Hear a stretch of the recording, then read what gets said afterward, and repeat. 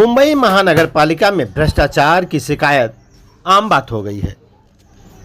अभी नाला सफाई में भ्रष्टाचार का मामला सामने आया था, जिसको लेकर कई संस्थाएं, सामाजिक संगठनों ने शिकायत की, लेकिन वरिष्ठ अधिकारियों एवं ठेकेदारों पर कोई कार्रवाई नहीं हुई।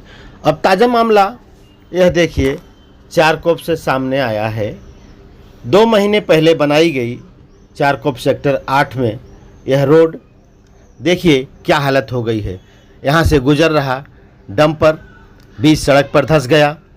इसका साफ उदाहरण है कि इस रोड के निर्माण में भ्रष्टाचार हुआ है, जिसके कारण इस डंपर का टायर रोड के बीचों बीच धंस गया है।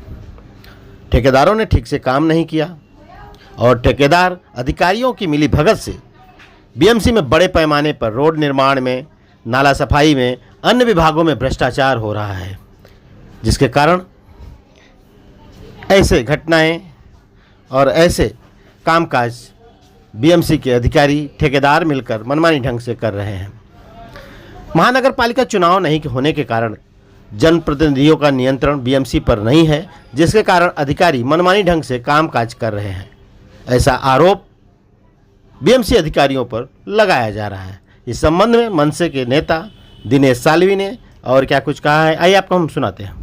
या ठिकाणी पूर्ण महाराष्ट्र इथं हे महानगरपालिकेचा भ्रष्टाचार दिसत आहे। या ठिकाणी ज्या पद्धतीने महानगरपालिकेला आता 1500 करोड पास झाले, त्यांना ते पैसे कसे गिळता येईल हा दिसत आहे आपल्याला।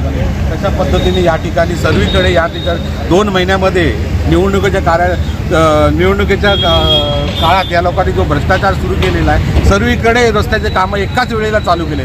सामान्य माणसांना त्रास, रहदारीला त्रास आणि अशा प्रकारचे हे कामं झाले, कारण फक्त या लोकांना पैसा कमवायचा यातून। सरळ सरळ दिसते यांच्या महानगरपालिकेचे जे अधिकारी आहेत आणि सत्तेवरती बसले त्यांच्यावरती कारवाई झाली पाहिजे।